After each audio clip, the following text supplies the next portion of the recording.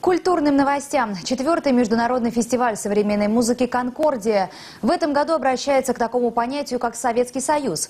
Это выражено в первую очередь в именах и фамилиях тех авторов, чьи произведения впервые исполняются в этом году в Казани. Пахмутова, Рыбников, Светланов соседствуют с персонами современного европейского музыкального пространства. О том, чем интересно состояние безвременья, в материале нашего культурного обозревателя Дмитрия Пивоварова. Как говорят приглашенные музыканты, солисты и дирижеры, на фестивале самое главное не изучение незнакомой ментальности, а изучение контакта, как музыка сможет повлиять на диалог между маэстро и музыкантом.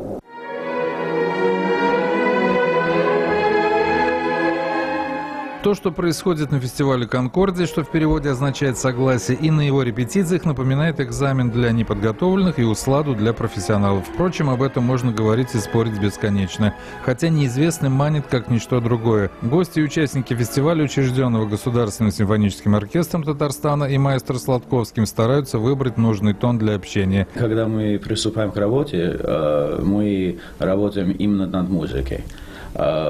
И вместе с музыкой там всегда есть элементы психологии, понимания друг друга. Это понятно.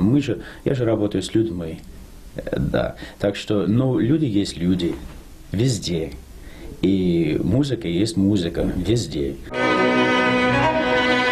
Просветленная ночь австрийского композитора Арнольда Шонберга сменит встречу с творением юбиляра этого месяца легендарной Александры Пахмутовой. А уже завтра в Казани появится именитый Александр Князев, чтобы порадовать горожан первым исполнением в Казани виолончельным концертом Алексея Рыбникова.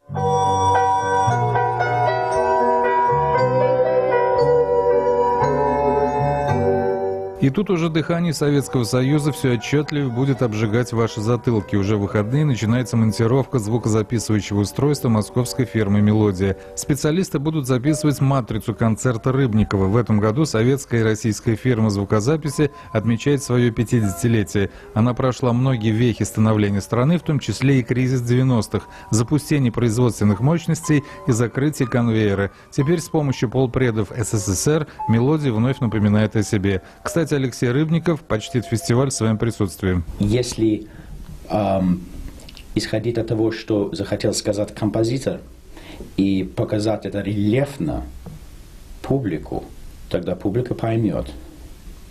Это очень просто. Музыка просто говорит на определенном языке людям. И вот если передать это все, тогда есть все надежды на то, что это будет воспринято правильно и хорошо.